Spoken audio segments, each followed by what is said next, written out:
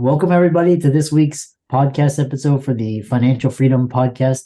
I'm your host, Dr. Christopher Liu. And as you know, we talk about 4 different types of freedom: time, financial, location, health freedom. In that light, I'm always interviewing entrepreneurs, influencers, creators on the cutting edge, sharing those lessons with you and sharing those with the world. So today we have Clint Hatton, and he's an author, motivational speaker. He's also a personal development and leader coach.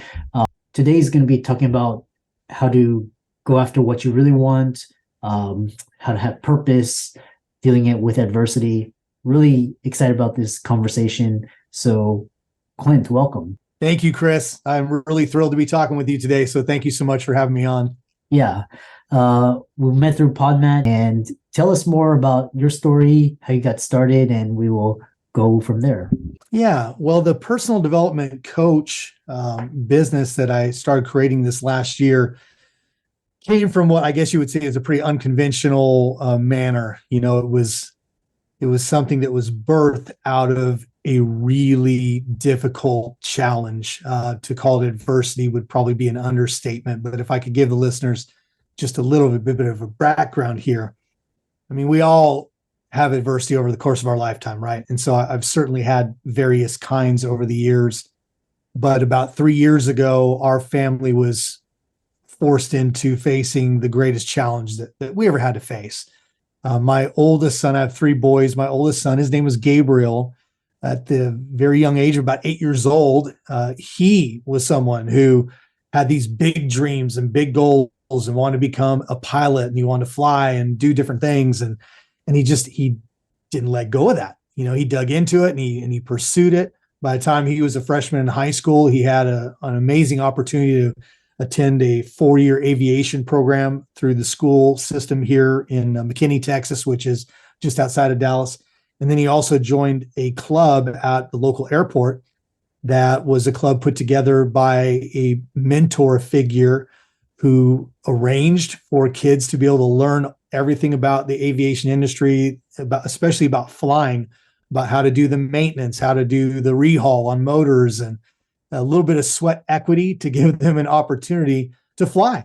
And so at 16 years old, Chris, he actually flew solo before he even had a driver's license. So anyone that's a parent out there, it's scary enough when your kids get in a car, you know, now factor that times 10 when it's an airplane. But he pursued that. And at the age of 17, which is the youngest you can be to become a private licensed pilot, he earned that certification and became a pilot.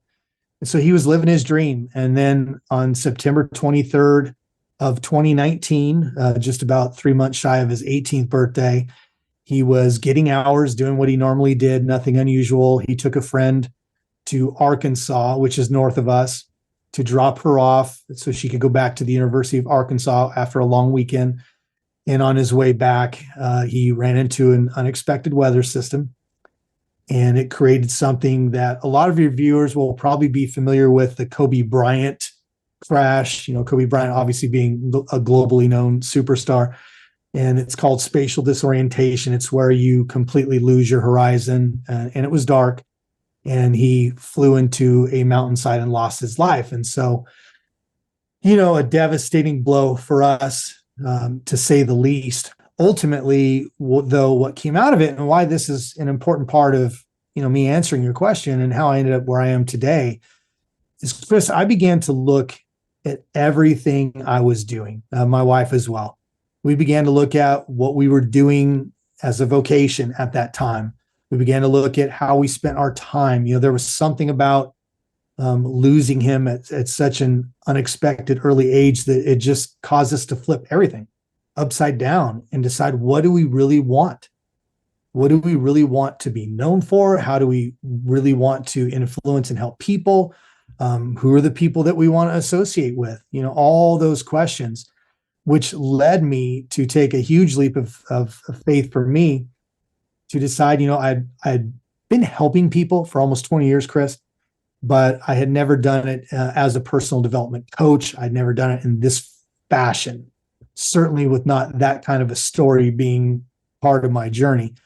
And I just knew I could help a lot of people I was uniquely positioned, even though it's nothing I would have chosen, to be able to do some things, coach people, do speaking engagements, and write a book, which I just recently published as well, that can help people that are getting punched in the face with life.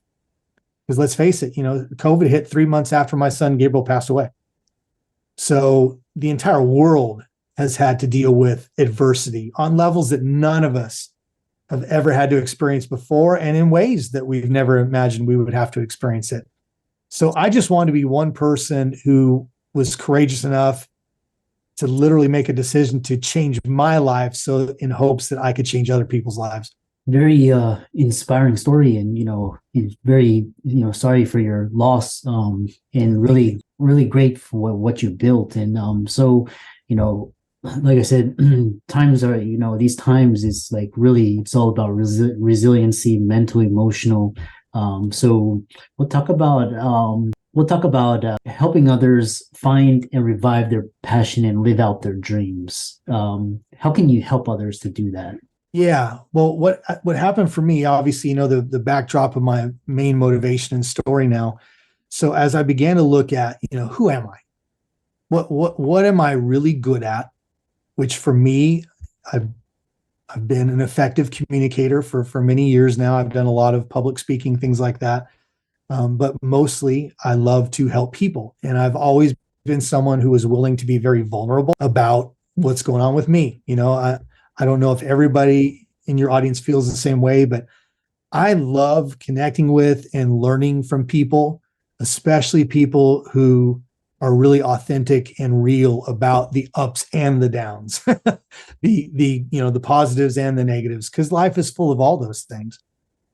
And so for me, I realized that I needed to take some really bold moves, and I used my son's story as a catalyst for my own. And I call it in the book, giving your pain a purpose. We all suffer living on this planet. And I don't mean living a life of suffering all the time. I mean, we're all going to suffer at different times. None of us is guaranteed tomorrow.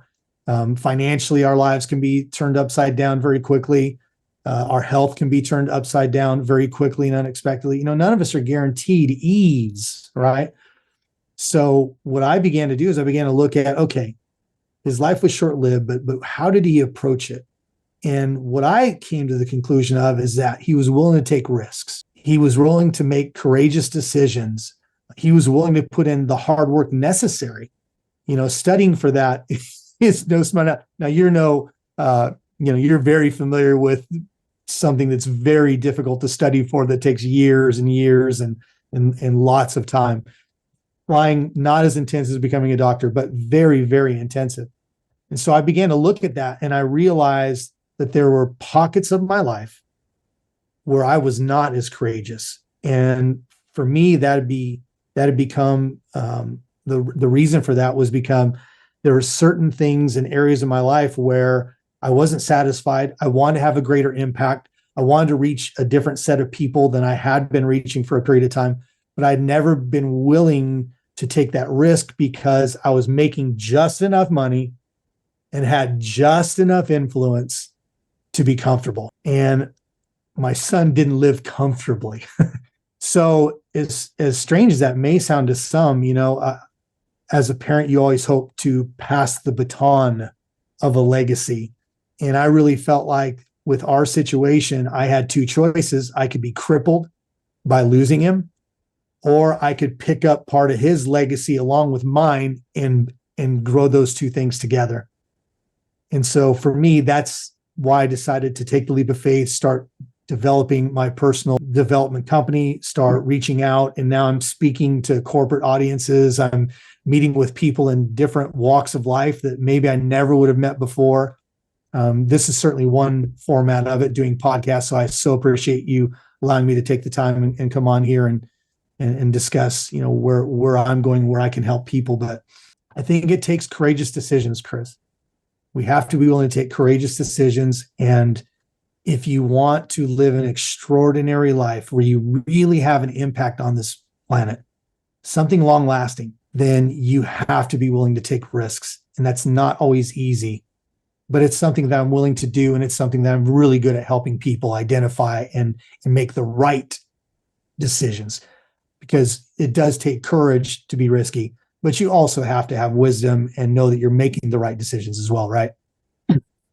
Yeah, it's interesting when you discuss this leap of faith, which I hear a lot about myself and other entrepreneurs. So question, when you say this leap of faith, how do you know you're making this the correct, how do you know it's the correct path, the purpose? How do you know you're making the right decision with this leap of faith? Yeah, that is such a great question. It really is. Thank you for asking that. And to be very candid and honest, I don't know that I have an answer that satisfies everybody's slant on what that could look like. But I think for me, again, it was, and this is what, when I work with clients, this is what I believe to be true. I think in life, the direction that you're meant to go is going to involve one of three categories, and often it'll be a combination of at least two of three, if not all three. And that is passion, purpose, and pain. There are things that we're passionate about. For me, it's helping people grow personally. For me, it's helping them break mindsets where they don't even know why they keep having the same failures in life and they can't seem to break the cycle, or they have communication patterns in their marriage or their friendships where they keep ending up in conflict and they can't ever seem to break through to a healthy relationship and communicating things honestly, but not offensively and abusively. And the reality of it is even though we're passionate about something, that doesn't mean we're skilled in taking that passion and turning it into something that's really healthy and that's really impactful. And so I think realizing, though, that because you have a passion in a certain area, there's an energy that just comes with you. Like you asked me that question, and now I'm getting excited talking about it. There are things that we're passionate about. Now, I know you have a background as a surgeon, and that may or may not, I'm not answering for you. I'm just saying I have lots of friends and family in the medical community. That may or may not have been a huge passion in and of itself to operate on someone, but you have a passion to help people and change their life. And in some cases, maybe even save their lives, to where that part of it is what drove what you actually do, not necessarily the action of, like for me, speaking in public. Well, speaking in public, to me, there's no inherent value to that at all. There's no value unless I'm bringing something that's valuable to people and it's causing them to think differently and act differently and become a healthier version of themselves. So passion is really important. If we're going to take a leap of faith, why take a leap of faith for something you're not passionate about? Purpose, for me, purpose, I really believe, is what you're skilled at. And so, I'm 5'8". I know I look much bigger on screen, but I am 5'8".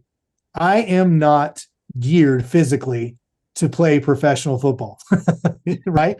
That was never going to be my purpose. And I love football. I played through college, but that's as far as that was ever going to go, right? So your purpose has to be something that you have a skill set that can carry you into the future of being really successful at that particular thing. So I think that's one important thing to look at. And what I love to do, Chris, is I think a lot of times we get stuck in the momentum of life, right? We may, go in a certain direction with a certain career, or we may start a certain business, or we may just make certain decisions just to be able to make a living and have a family. And then you get so stuck in that cycle that you could be 2 years, 5 years, 10, 20 years down the road and realize, I'm miserable. Why am I doing this? And sometimes you have to be able to pull back. And I like to ask the people around me about purpose. What do you see in me? Because a lot of times the people around us see far more than we see in ourselves. And they see even skills and giftings that I think what happens is they come so natural to us that we don't even think they have this powerful inherent value to the world around us. We just think we're normal. And the truth is, there's something in you right now that was uniquely created in you. That's what I really believe. I believe everybody has a purpose and skills and a gift to the world, if I could say it that way, inside of them. And so I find surrounding myself with people that are willing to have what I like to call courageous conversations and say, what do you see in me? Mm. You know, what have you seen over the course? We've known each other 5 years, 10 years, whatever. What do you see in me? And it's amazing what comes out of that, because again, you'll hear things about you that maybe you didn't even know, or you just took for granted. And then lastly, I think pain, obviously I've already explained pretty well my personal pain of why I was inspired to do some of the stuff I'm doing right now. But it doesn't necessarily have to be that kind of pain. It doesn't have to be, emotional trauma or tragedy. Mm. It could be, are you willing to put in the pain of the work? You had to go to school for years. There was pain involved there. You had to study and study and study and say no to parties and say no to weekends at the lake or at the beach, right? There's a pain involved. So whether it's something you've been through that's traumatic, that you want to take that pain and turn it into a purpose and a catalyst to do something to help and inspire the world, or if it's just you have a path and there's going to be pain involved getting there, but you're willing to do that because the outcome's going to be worth it. To me, those are three key things that we can always use as a guide to take us into stepping out into a leap of faith and doing the things that we really know we were meant to do. Interesting. Yeah, I really love how you turn, how you turn your pain into a purpose. And I was just when you were describing that, you had this leap of faith and courage, and for you to describe the three P's, very, very powerful, and the way you described it. Last question, as we come to the conclusion, I know you have this saying, "Eating fear for breakfast." That sounds like very much like David Goggins. So tell us more about that. Yeah. Well, I think, it's a catchy phrase, right? And I certainly didn't coin the phrase, and I don't even know who to credit with that phrase, right? It's a pretty common phrase. But the reason why I like that phrase is because, what do we do with breakfast, right? Is that something we do once in a while? No. And some people, I realize, don't eat breakfast. They'll wait until lunch or whatever, but it's an everyday thing, right? We need to feed our body every single day. So the reason why I like that phrase is because we're going to face fear every day in some form or fashion, whether it's the way we're thinking about something, whether it's negative self-talk, whether it's circumstances that are not going our way, whether we encounter, a situation like in the book, I make light of it, but it's true. I literally did encounter a bear in the woods. Well, that was a fearful moment, right? So we are going to face fear every single day. The question is not, will you face fear? The question is, will fear identify who you are and what you're willing to do? And so why I say eating fear for breakfast is you have to battle fear the minute it confronts you. And not that you can't recover if you've been a victim of fear. You can reprogram your brain and even the way you think. There's a lot of neuroscience out there that we don't have to get into, but we do know that your brain thought patterns can be recreated and you can begin to think differently. And so I found that if you're willing to punch fear in the mouth and just recognize it for what it is, but then be willing to push past it anyway, then there's a lot of things that you can accomplish in life that you would never otherwise accomplish. So eating fear for breakfast for me may be something like, let's say I have a conversation with my wife. Let's say we've had some strife. And I know we need to have a really tough conversation. Well, that morning, if I'm thinking about that, fear is going to try and eat meat for breakfast, right? Fear is going to try to tell me, maybe you shouldn't talk about it. Maybe you should wait. What if she gets mad? What if she extreme? What if she wants to divorce you, right? Whatever. And so the way I would eat that fear for breakfast is no, what if we have this conversation and our relationship goes to a whole new level? Yeah. To me, that's what it's really all about. Because fear tries to cripple you with the what ifs of something that's not going to go your way, that you're not going to be successful in, that, you're not going to be able to improve that relationship. You're not going to be able to build that business to a new level. Whereas when you eat the fear for breakfast and you decide, I'm going to believe in positive things, that I'm going to believe that I can do the things that I want to do. Now I have a reference point of, so what if it works? What if I have a marriage that I never could have imagined even a few years ago that I would have, where it's healthy and it's whole, and we build each other up and we help each other grow and we go to new heights physically, financially, mentally, emotionally. What if I build this business and it becomes so big that I have to hire 500 people, 1,000 people, and I'm helping those people create lives for their families? What about that what if, as opposed to the fear that you're not going to make it? So I like to turn what ifs upside down. And to me, that's part of eating fear for breakfast. Excuse me. Very powerful.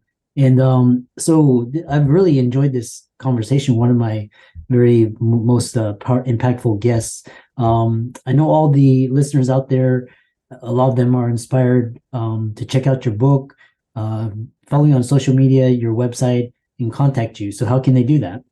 Yeah, thank you, Chris. Well, the easiest way to do that is go to my website, which is bigboldbrave.us. I like to say bigboldbrave.us. Because I really believe the last thing I'll say before I finish that is together we can do great things. Nobody does anything amazing that impacts the planet on their own, right? It takes us. So bigboldbrave.us. They can find everything you just mentioned. They can find the book. They can find a little book trailer video that I put on there that tells a little bit about our story. And then I'll be putting updates on there as I grow and build things into 2023. There's a podcast coming. Some coaching tools coming. So that's the best way, Chris. All right. And with that, I encourage all the audience and listeners to check out Clint's resources. They'll be in the links and show notes. Follow him on socials. And what a fantastic conversation to end the year. And thanks so much for coming on to the podcast. Thank you, Chris.